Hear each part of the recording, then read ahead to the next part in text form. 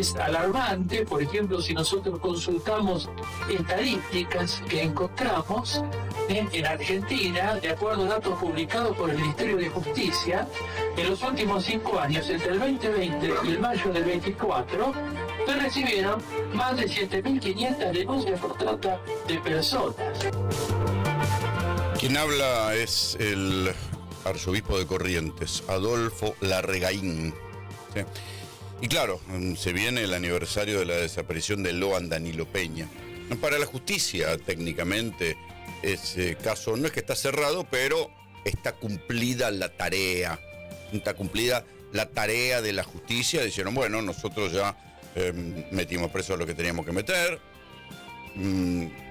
los elevamos a juicio oral y ahora arréglense los del Tribunal Oral, la jueza federal, con la colaboración de la Procuraduría de Trata y Explotación de Personas.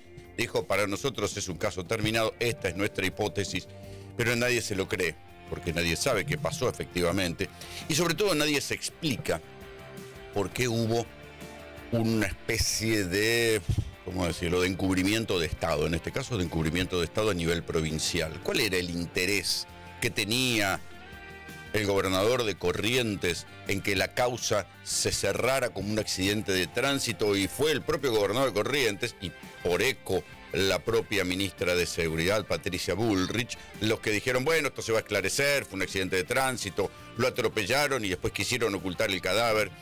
Llegó a tal, ¿cómo decirlo?, a tal desprolijidad y tal desesperación que hubo también operadores del gobierno que llevaron a Laudelina a abrir una fiscalía, acuérdense, a la tía de Loan a abrir una fiscalía de noche, un sábado, en otro distrito, en la capital de Corrientes, donde con un fiscal amigo trató de decir que había sido un accidente de tránsito. Y eso puede ser que alguien cambió el testimonio para mejorar su situación, pero el hecho de que hubiera supuestas muestras de sangre en una de las ruedas de una de las camionetas, bueno, todo eso demostró que había interés de parte del Estado provincial en terminar con ese caso, cerrarlo de alguna manera, que fuera un accidente de tránsito y después un encubrimiento, pero no cerró nada de eso. Por eso es que todavía el misterio continúa, y ahí es donde el obispo de Corrientes dice algo de sentido común. Era evidente que algo de todos estos casos, todas estas denuncias de desaparición de pibes que hay en Corrientes, alguna iba a tener trascendencia nacional. La cantidad de denuncias por explotación laboral o sexual de niños y adolescentes en materia de abuso sexual contra menores, otras posibles causas de captación, personas desaparecidas, reducción a la servidumbre o situaciones análogas, ¿no? Y donde nos encontramos que las jurisdicciones donde se realizó la mayor cantidad de denuncias fue la ciudad de Corrientes. Tenemos algunos datos y nosotros ingresamos a datos o estadísticas que lamentablemente a veces no encontramos tanto. Bueno, eso es lo que dice el arzobispo de Corrientes. Y como pasa siempre en la Argentina, no se va a saber qué hubo detrás de ese encubrimiento, porque crímenes de niños, lamentablemente, hay. Casos de desaparición de pibes, lamentablemente hay. Basta pararse en cualquier aeropuerto y empezar a ver el sinfín de la búsqueda de personas desaparecidas, donde la mayoría son niños, ¿sí? Hay algunos pocos que son escapados por delitos graves. El organismo que los busca se llama el CIFEBU, ¿sí? Y tienen los aeropuertos un sinfín, y entre ese sinfín de gente que aparece, yo no tengo la estadística exacta, pero les aseguro que la mayoría son niños. Muchos se van de sus casas y desaparecen y se meten en otros lugares, y bueno, y después se pierde el contacto, pero que existe la trata, existe. Ahora, también es verdad que la cuestión de la trata de los pibes, que debe ser uno de los delitos más horrorosos que hay, es llevarse un pibe para hacer guita con él, ya sea trabajando, pidiendo, haciéndole pedir limona o prostituyéndolo. Tampoco tiene que ser tomado a la ligera, porque hablar de trata incluye el dinero, ¿sí?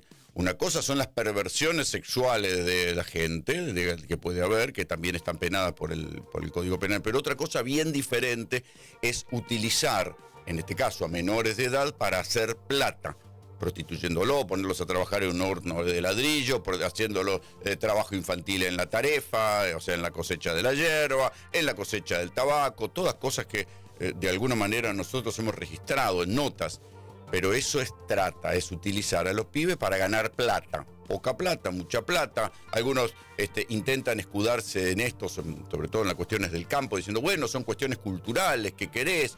Los tienen con ellos al lado. No, están explotando pibes, los pibes tienen que estar en el colegio aprendiendo. Ya sea en una escuela rural o en una escuela urbana, tienen que estar en los colegios. En la primaria y en la secundaria, no. El problema es después que hoy por hoy, fíjense si no lo que está pasando también en Estados Unidos. La cuestión de violar niños, la trata, se ha banalizado de tal manera que se revolean acusaciones de trata y de pedofilia contra gente que no... Son acusaciones que no se pueden revolear de manera poco seria. Elon Musk está discutiendo con Donald Trump en el techo del mundo y lo acusa de haber participado de orgías con menores en el expediente Epstein. Después se los vamos a contar en detalle. Aquí en Argentina, Viviana Canosa acusa a famosos de integrar una red de trata. Pasan los meses y las acusaciones, los allanamientos y las pruebas no aparecen. No se puede revolear una acusación de trata de manera ligera. Para probar una red de trata hacen falta pruebas. Todavía no se sabe qué pasó con Loan. La hipótesis conspirativa de decir, bueno, si el chico desapareció es porque lo entregaron a alguien que se lo llevó y por eso no aparece el cuerpo. Esa hipótesis, que es la hipótesis más terrible, no está probada. Todo está cortado en un pacto de silencio entre los que estuvieron en ese almuerzo fatídico, en el cual se iban a llevar a una chica, posiblemente una de las hijas de Laudelina, y finalmente decidieron entregar a Loan. Se trata del proyecto de ley Principio de Inocencia Fiscal, que esta administración está enviando al Congreso. Durante décadas, la combinación de un sistema impositivo asfixiante, controles de cambio e inflación alta, empujaron a millones de argentinos a la informalidad y a la evasión impositiva. El 50% de la economía está en negro y alguien que compraba $200 era tratado como Al Capone. Eso con nosotros se termina. Bueno, ahí está el cambio de época, señores. El diputado José Luis Espert, el presidente de la Comisión de Presupuesto, que está diciendo el que ahorraba, el que intentaba preservar sus ahorros, evadiendo al fisco, era tratado como Al Capone. Bueno, ahora tratado como Al Capone son los jubilados, los médicos del Garraham, que son los degenerados fiscales, que le quieren sacar la plata al Estado. Fíjense la contradicción. El Estado se resigna, renuncia a cobrar dinero a aquellos que evadieron, pero persigue y se niega a aumentarle a los jubilados, a los prestadores por discapacidad, a los médicos del Garraham. Son cambios de época. ¿Por qué lo hacen? Porque también tiene una lógica esto, porque hay una parte de la biblioteca que abona la teoría del derrame, de que si los ricos son más ricos, van a poder derramar hacia abajo. Solo que la teoría del derrame no funciona en Argentina, porque aquí está la costumbre de que el péndulo va y viene, entonces todos aquellos que hacen un mango, ¿qué hacen? Lo sacan para afuera. Entonces el ahorro argentino termina yéndose afuera. Y ahí está también una de las bases, incluso pensándolo con su cabeza, ¿no? Aparecerán los famosos dólares del colchón, o el que los tuvo ya los gastó y el que los tenía en grande los llevó para afuera y los puso a resguardo. En cualquier caso, el gobierno, hay un principio de inequidad, si se quiere, moral es una palabra muy grande, o por lo menos de incoherencia. Se persigue, se acusa de poco menos de que están gastando la plata de todos nosotros, la nuestra, que es la encarnación de esto, la dipubruta de Juliana Santillán, que el otro día le discutía a un médico de Garray, ¿cómo no puede vivir? Si puede vivir con 360.000 pesos, se está cobrando como 800 lucas, y estaba mal sacado el cálculo, ella escribe con falta de ortografía, y le hablaba vestidita, con ropa cara, a alguien que cobra 800 lucas. Esto es la crueldad. Entonces, ahora esa diputada, como tantos otros diputados que levantan el dedo contra los que quieren cobrar un sueldo digno, forman parte de la casta. Ahora ellos son la casta. Te hablan desde vestidos con cuánto, con $2, $3.000 encima, te hablan y dicen, no, si vos podés vivir con 360 lucas por mes.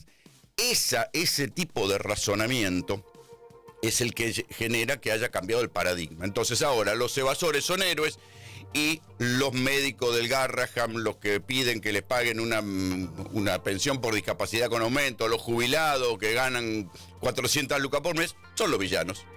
todos sentimos la misma sensibilidad. Lo que pasa que el Congreso, la Cámara de Diputados en este caso, la expresa de una manera que el Estado no puede hacerse cargo. Entonces, ¿qué pretende? Dos fines. Uno es ese, de mostrarse sensibles ante una situación compleja y difícil, y la otra es tratar de agradar al gobierno rompiéndole el equilibrio fiscal. Y eso el gobierno no lo va a permitir. Y si no, que nos digan de dónde sacan los fondos. ¿Qué quieren? ¿Que aumentemos impuestos? Sino que nos digan de dónde sacamos los fondos. Ahí se planta, este es el ala dialoguista del gobierno, es el jefe de gabinete Guillermo Franco, que está diciendo, nosotros tenemos toda la misma sensibilidad por los jubilados, sí, pero con los jubilados son duros, con los evasores son blandos. Esto, primer principio, los evasores ahora son héroes.